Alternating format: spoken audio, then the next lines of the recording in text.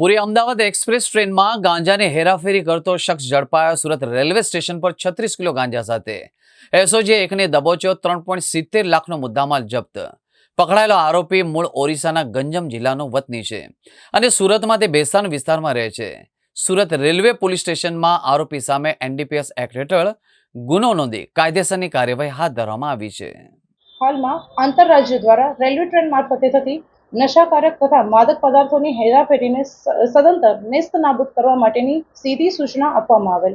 જે સૂચના અને માર્ગદર્શન હેઠળ તેમજ હાલમાં પોલીસ અધિક્ષક સાહેબ શ્રી અભય સોની સાહેબ દ્વારા શરૂ કરવામાં આવેલ મિશન ક્લીન સ્ટેશન અભિયાન અંતર્ગત પણ કામગીરી હાથ ધરવામાં આવેલી હોય। જે કામગીરીના ભાગરૂપે હાલમાં એસઓજી પીએસઆઈ ડીટી વણકર સાહેબ તથા તેની સમગ્ર ટીમ સાથે અસરકારક પેટ્રોલિંગ હાથ ધરવામાં આવેલી હોય।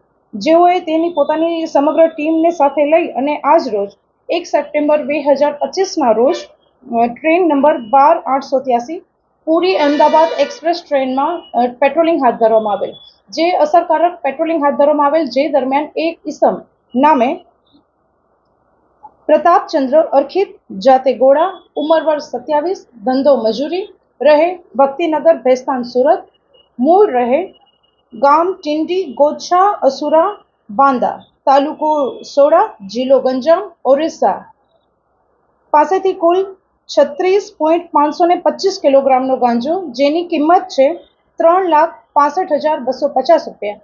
આ ઉપરાંત તેની પાસેથી મળી આવેલો મુદ્દામાલ પૈકી એક મોબાઈલ જેની કિંમત છે 5,000 રૂપિયા અને રોકડ રકમ 500 રૂપિયા, જેથી કુલ મુદ્દામાલની કિંમત 3,70,750 રૂપિયાનો મુદ્દામાલ કબજે કરી સુરત રેલવે પોલીસ સ્ટેશન ખાતે પાર્ટ બી હેઠળ ગુનો રજીસ્ટર કરવામાં આવેલો છે।